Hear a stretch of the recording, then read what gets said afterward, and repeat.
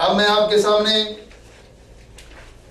آپ کو ان کا کچھ آئینہ دکھانا چاہتا ہوں کہ وہ کس صلاحیت کے مالک ہیں، جو اردو زبان کی کتاب کے 2 لائنیں بھی نہیں پڑھ سکتے، وہ قبلہ جلالی صاحب کے اوپر الزام تراشی کر رہے ہیں اور ان کے اوپر مختلف قسم کے اعتراضات کر کے اپنی عاقبت کو برباد کر رہے ہیں۔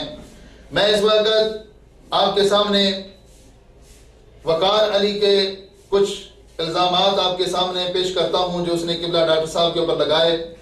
ان کا جو علی وقار ہے، جس نے اپنے شیخ سے جھوٹ بولنا سیکھا، غلط بیانی سیکھی، فراڈ سیکھا، اس کا اظہار کرتے ہوئے یہ میرے ہاتھ میں کتاب ہے کہ جس کے اندر اس نے خواہ مخواہ تروڑ مروڑ کی عبارت پیش کی اور قبلہ جلالی صاحب کے اوپر ایک الزام لگایا۔ یہ آپ کی کتاب معراج النبی صلی اللہ علیہ وآلہ وسلم، اس کے صفحہ نمبر 13 پر یہ بات موجود ہے جس کا اس نے حوالہ دیا۔ اصل عبارت آپ اس کا ملاحظہ فرما سکتے ہیں، اس کا ٹائٹل آپ نوٹ کریں اور اس کے اندر یہ جو صفحہ نمبر 13 پر عبارت ہے اس کو آپ دیکھیں۔ اس میں یہ لفظ ہیں، لہٰذا سرکار آگے بڑھ رہے تھے اور اس انداز میں بڑھ رہے تھے کہ اتنے اطمینان اور اس قدر اعتماد کے ساتھ آگے بڑھ رہے تھے کہ میں جل کے راکھ نہیں ہوں گا، بلکہ اے جبریل تمہارے کام بھی کروا کے واپس آؤں گا۔ یہ عبارت قبلہ ڈاکٹر صاحب نے فرمائی تھی، یہاں پر ان کی کتاب میں موجود ہے۔ تو اس کا اپنی طرف سے مطلب نکالتے ہوئے اس بندے نے الزام یہ لگایا کہ دیکھو جی، یہ تو ڈاکٹر صاحب کہہ رہے ہیں کہ نبی علیہ السلام ڈر رہے تھے کہ کہیں میں بھی نہ جل جاؤں، اور پھر اس کے ساتھ آپ کو اعتماد ہوا اور اعتماد کے ساتھ پھر آپ آگے بڑھ رہے تھے۔ اطمینان اور اعتماد یہ لفظ بھی دو ساتھ بول رہے تھے، اور نبی علیہ السلام جو ہے ان کو ڈر بھی موجود تھا۔ یعنی واقعہ معراج میں جب حضرت جبریل امین علیہ السلام بھی پیچھے رہ گئے اور نبی علیہ السلام اپنی تمام تر صلاحیتوں کے ساتھ، تمام تر اوصاف کے ساتھ ساری حدود کراس کر کے اللہ رب العالمین کے پاک دربار میں پہنچے ہیں اور وہاں جا کر رؤیت باری تعالیٰ کا شرف حاصل کیا ہے، تو اس کے بارے میں یہ بندہ خواہ الزام لگاتے ہوئے اپنی جیب سے، جس طرح ان کے شیخ کا یہ نظریہ ہے اور اس کا یہ عمل ہوتا ہے کہ وہ کتاب میں کچھ لکھا ہوتا ہے، بیان وہ کچھ کرتا ہے، اسی طرح ان چیلوں نے بھی یہی سیکھا کہ یہ بھی کتاب میں یہ ڈر وغیرہ کا لفظ موجود نہیں تھا، کتاب میں لفظ تھا تو اطمینان کا لفظ تھا، لفظ تھا تو اعتماد کا لفظ تھا۔ اطمینان اور اعتماد یہ بالکل خوف کے متضاد چیزیں ہیں۔ جہاں اطمینان ہوتا ہے وہاں خوف نہیں ہوتا، جہاں خوف ہوتا ہے وہاں اطمینان نہیں ہوتا۔ یہاں اطمینان کے لفظ موجود ہیں جو بتا رہے ہیں کہ ڈر ہو ہی نہیں سکتا، لیکن خواہ مخواہ اس بندے نے ڈر ثابت کرنے کے لیے اتنا بڑا الزام لگا دیا اور کہہ دیا کہ الیاذ باللہ جلالی صاحب یہ کہہ رہے ہیں کہ نبی علیہ السلام ڈر رہے تھے۔ جلالی صاحب کے اوپر الزام لگایا۔ تحفظ ناموس رسالت کے ٹھیکیدار اپنی کتابوں میں یہ لکھتے ہیں کہ حضور علیہ السلام کے بارے میں کہ آپ کو یہ ڈر تھا کہ معاذ اللہ آپ جل جائیں گے۔ تحفظ ناموس رسالت کے ٹھیکیدار اپنی کتابوں میں یہ لکھتے ہیں کہ حضور علیہ السلام کے بارے میں کہ آپ کو یہ ڈر تھا کہ معاذ اللہ۔ حالانکہ میں پوری ان کے کابینہ کو اور جو بھی ان کے معتقدین ہیں، ان کے ٹولے کے اندر شامل ہونے والے لوگ ہیں، سب کو یہ دعوت فکر دیتا ہوں کہ سب اکٹھے ہو کر اگر جلالی صاحب کی اس کتاب سے اس مقام پر ڈر کا لفظ دکھا دیں تو منہ مانگا انعام میں انشاءاللہ دینے کے لیے تیار ہوں گا۔ اس کے ساتھ آپ کو ان کی خیانت کا پتہ چل گیا ہوگا کہ محض اپنی طرف سے ایک لفظ لگا دیا جو کتاب کے اندر موجود نہیں ہے، اور جو لفظ تو نے لگایا ہے اس کا ذمہ دار تو ہے، اس کے ذمہ دار ہم نہیں ہیں۔ اس کے اوپر جو بھی فتویٰ لگے گا تو لگائے گا یا کوئی اور لگائے گا، چونکہ لفظ تیرا ہے لہٰذا تیرا فتویٰ جو ہے اس کے بارے میں جو تو اپنے اوپر لگائے گا وہی معتبر ہوگا۔ اسی کتاب کے صفحہ نمبر 16 پر ایک انتہائی جہالت کا ثبوت دیتے ہوئے اس بندے نے بہت بڑی بے ادبی اور گستاخی کی۔ یہ ساری کی ساری وجہ جو بنی ہے امت کے اندر افتراق ڈالنے کی وجہ سے یہ لوگ کس حد تک پہنچ گئے کہ نبی علیہ السلام کی بے ادبی اور گستاخی کے مرتکب ہونے لگے۔ یہ دیکھو کتنے بڑے گستاخ ہیں، لوگ سمجھتے ہیں کہ بڑے عاشق رسول ہیں۔ دیکھیں ان کی گستاخی کو، ذرا غور کریں۔ یہ ڈاکٹر صاحب کی کتاب سے ایک بات پڑھ رہا تھا اور اس پہ اس نے اعتراض کیا.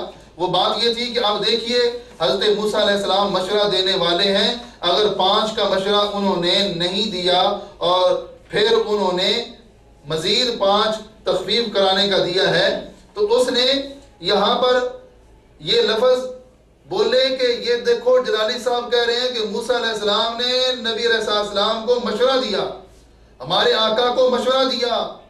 تو یہاں اس نے گستاخی جو کی ہے، پہلے آپ وہ سنیں کہ یہ کتنے بڑے گستاخ ہیں اور کتنے بڑے بے ادب ہیں. نبی علیہ السلام کے بارے میں اس نے یہ لفظ بولے، اس کی ویڈیو میں آپ سنیں. یہ الزام نہیں ہے کسی کے اوپر، اور ہم الزام لگانے والے بھی نہیں ہیں. ہم نے جو بات کی ہے اللہ کے فضل و کرم سے وہ حقیقت پر مبنی ہے. اس نے اس بارے میں یہ کہا کہ رسول اکرم صلی اللہ علیہ وآلہ وسلم کی جو مشورہ کرنے والی آپ کی شان ہے، اس کے بارے میں یہ کہا کہ اگر آپ کا یہ عقیدہ ہے کہ حضرت موسیٰ علیہ السلام کے مشورے سے حضور علیہ السلام چلتے ہیں تو ہم ایسی رسالت کو نہیں مانتے. ہم ایسی رسالت مانتے. تو حضرت موسیٰ نے مشورہ دیا، حضرت موسیٰ نے، جلالی صاحب اگر آپ کا یہ عقیدہ ہے کہ حضرت موسیٰ کے مشورے سے حضور چلتے ہیں تو ہم ایسی رسالت کو نہیں مانتے، یہ آپ کا عقیدہ ہوگا، یہ اہل سنت کا عقیدہ نہیں ہے، یہ شیخ الاسلام کا عقیدہ نہیں ہے. تو حضرت موسیٰ نے مشورہ دیا، حضرت موسیٰ نے، جلالی صاحب اگر آپ کا یہ عقیدہ ہے کہ حضرت موسیٰ کے مشورے سے حضور چلتے ہیں تو ہم ایسی رسالت کو نہیں مانتے، یہ آپ کا عقیدہ ہوگا، یہ اہل سنت کا عقیدہ نہیں ہے، یہ شیخ الاسلام کا عقیدہ. یعنی مشورے والی رسالت جو ہے اس کو نہیں مانتے. الیاذ باللہ، الیاذ باللہ.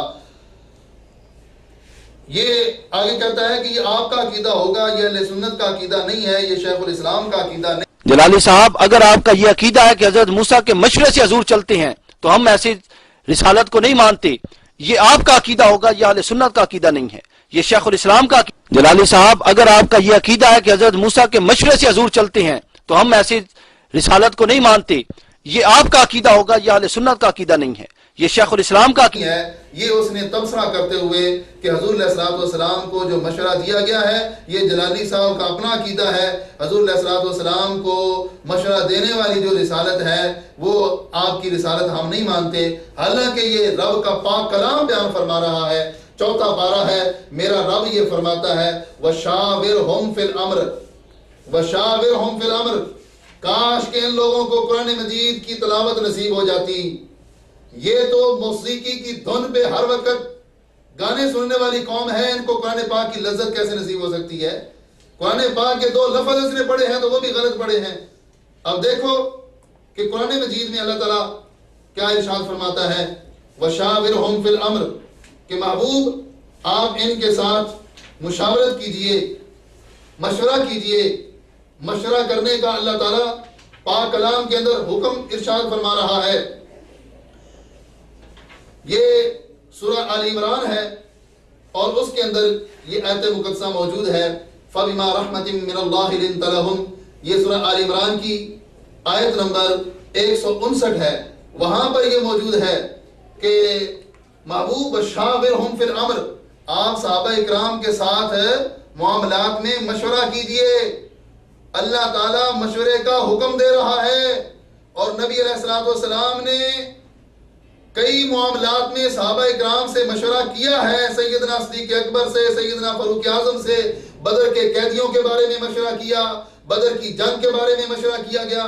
یہ نبی علیہ السلام نے مشورے کیے اور اس قرآن پاک کی آیت پہ عمل کرتے ہوئے کیے ہیں. اور یہ جلالی صاحب اگر آپ کا یہ عقیدہ ہے کہ حضرت موسیٰ کے مشورے سے حضور چلتے ہیں تو ہم ایسی رسالت کو نہیں مانتے، یہ آپ کا عقیدہ ہوگا، یہ اہل سنت کا عقیدہ نہیں ہے، یہ شیخ الاسلام کا عقیدہ. کہتا ہے یہ جو کچھ اس نے سیکھا ہے اپنے شیخ سے وہ کچھ یہ بیان کرتا ہوا کہتا ہے کہ ایسی رسالت کو ہم مانتے ہی نہیں ہیں. الیاذ باللہ. اس نے واضح طور پہ نبی علیہ السلام کی رسالت کا انکار کر دیا. اور جو نبی علیہ السلام کی رسالت کا منکر ہو وہ کبھی بھی نجات نہیں پا سکے گا. اس کا انجام وہی ہوگا جو سلمان تاثیر کا ہوا ہے. وکالت کرتے کرتے یہ لوگ اسی انجام تک پہنچ گئے جو انجام منکرین کا ہوتا ہے اور جو انجام جو کفار اور بدترین لوگوں کا ہوتا ہے. یہ لوگ بھی اس انجام تک پہنچ چکے ہیں. اب اس ایک گستاخی نہیں، اس نے کئی گستاخیاں اپنی اس گفتگو کے اندر کی ہیں. اگر آپ وہی سنیں گے، اس کی تقریر کو بار بار سنیں گے، تو آپ کو یہ اندازہ ہو جائے گا کہ یہ لوگ جو اپنے اوپر ٹائٹل لگائے ہوئے ہیں یہ ٹائٹل بالکل غلط ہے. انہوں نے جب سے غیروں کا ساتھ دینا شروع کر دیا ہے اور ان کے پیسے پہ یہ پلنے شروع ہو گئے ہیں تو اس وقت سے انہوں نے اہل سنت کو چھوڑ کر یہ جو غلط راہ ہے اور جہنم کو لے جانے والی راہ ہے اس کو ان لوگوں نے اپنا رکھا ہے. اب اس سلسلے میں تیسرا اعتراض انہوں نے یہ کیا، یہاں پر آپ یہ بھی ان کی گستاخی ذرا سن لیں، ان کی گستاخیوں کا ذرا موضوع چل نکلا ہے. اس نے اپنی گفتگو میں، ہم پہلے وہابیوں کے بارے میں یہ کہتے تھے کہ وہابیوں سے چند منٹ کی گفتگو ہو تو کوئی نہ کوئی کفر یا کلمہ ان کی زبان سے ضرور نکل جاتا ہے. اب یہ لوگ کس سٹیج پر پہنچ گئے کہ اس کی جو گفتگو ہے اس میں کتنے کفریات اس نے بکے ہیں.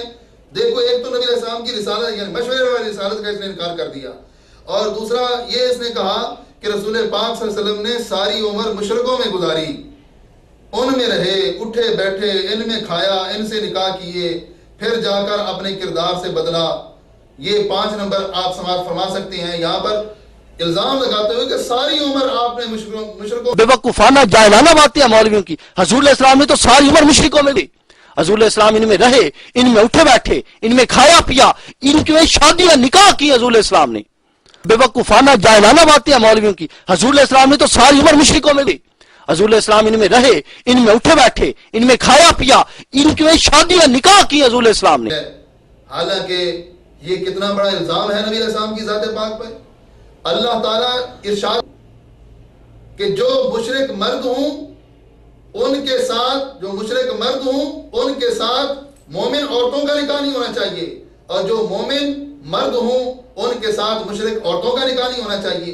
اللہ تعالیٰ تو اس حکم میں واضح طور پہ یہ فرما رہا ہے کہ تم مشرکوں کے ساتھ نکاح نہ کرو. یہ بھی قرآن مجید کے دوسرے پارے کے اندر یہ آیت مقدسہ موجود ہے جس میں یہ واضح طور پہ اللہ رب العالمین کا فرمان ہے. اللہ تعالیٰ ارشاد فرماتا ہے، یہ آپ آیت مقدسہ ہے سورہ البقرہ کی آیت نمبر 221 ہے. اللہ تعالیٰ ارشاد فرماتا ہے وَلَا تَنْكِحُوا الْمُشْرِكَاتِ حَتَّى يُؤْمِنَّ وَلَأَمَةٌ مُؤْمِنَةٌ خَيْرٌ مِّن مُّشْرِكَةٍ وَلَوْ أَعْجَبَتْكُمْ وَلَا تُنْكِحُوا الْمُشْرِكِينَ حَتَّى يُؤْمِنُوا وَلَعَبْدٌ مُّؤْمِنٌ خَيْرٌ مِّن مُّشْرِكٍ وَلَوْ أَعْجَبَكُمْ أُولَٰئِكَ يَدْعُونَ إِلَى النَّارِ وَاللَّهُ يَدْعُو إِلَى الْجَنَّةِ وَالْمَغْفِرَةِ بِإِذْنِهِ وَيُبَيِّنُ آيَاتِهِ لِلنَّاسِ لَعَلَّهُمْ يَتَذَكَّرُونَ. اللہ تعالیٰ یہ ارشاد فرماتا ہے کہ مومن مرد جو ہیں وہ مشرک عورتوں سے نکاح نہیں کر سکتے، اور مشرک عورتیں جو ہیں، مشرک مرد جو ہیں وہ مومن عورتوں کے ساتھ نکاح نہیں کر سکتے. اللہ تبارک و تعالیٰ نے 2 طرفہ اس نکاح کو روک دیا ہے کہ نہ مومن مرد کا مشرک عورت سے ہو سکتا ہے اور نہ ہی مشرک مرد کا مومن عورت سے ہو سکتا ہے. اللہ تبارک و تعالیٰ نے اس سے منع فرما دیا. اب اگر جو منسوخ آیات ہیں ان کا حوالہ دے کر اگر کوئی یہ کہتا ہے کہ منسوخ آیات جن میں یعنی پہلے اسلام کے ابتدائی ادوار میں یہ ایسے تھا کہ نبی علیہ السلام نے ان کے ساتھ رشتہ داریاں قائم کی ہیں تو وہ منسوخ آیات ہیں، اور جو چیز منسوخ ہو اس کو حوالہ اور دلیل بنا کے پیش کرنا اس سے بڑی حماقت اور کیا ہو سکتی ہے. میں اس مقام پہ ان کو یہ یاد دلاؤں گا، حضرت مولا علی رضی اللہ تعالیٰ عنہ کو بڑا ماننے کا یہ دعویٰ کرتے ہیں، اور وہ بھی صرف شیعہ سے چندہ وصول کرنے کے لیے. حضرت مولا علی رضی اللہ تعالیٰ عنہ کوفے کی مسجد میں تشریف لائے تو آپ نے دیکھا کہ ایک اس علی بکار جیسا بندہ جو ہے وہ منبر پہ بیٹھا ہوا آواز کر رہا تھا. حضرت مولا علی رضی اللہ تعالیٰ عنہ نے اس بندے سے پوچھا کہ مجھے یہ بتاؤ کہ قرآن مجید میں ناسخ آیات کون سی ہیں، منسوخ آیات کون سی ہیں. تو وہ تو جاہل تھا، جس طرح کہ یہ جاہل ہے، پتہ ہی نہیں تھا کہ ناسخ کیا ہوتا ہے، منسوخ کیا ہوتا ہے. خام خواہ لوگوں کے اوپر اپنی جو ہے علمی دھار بٹھانے کے لیے اس طرح کی انہوں نے باتیں کی. تو آپ نے جب اس کا یہ امتحان لیا تو وہ جواب نہ دے سکا تو آپ نے اس کو کان سے پکڑا اور پکڑ کر نیچے اتار دیا اور فرمایا کہ تو منبر پر بیٹھنے کا مستحق نہیں ہے، کیونکہ میرے ہوتے ہوئے منبر پر وہی بیٹھے گا جس کو قرآن مجید کی ناسخ اور منسوخ آیات کا پتہ ہوگا.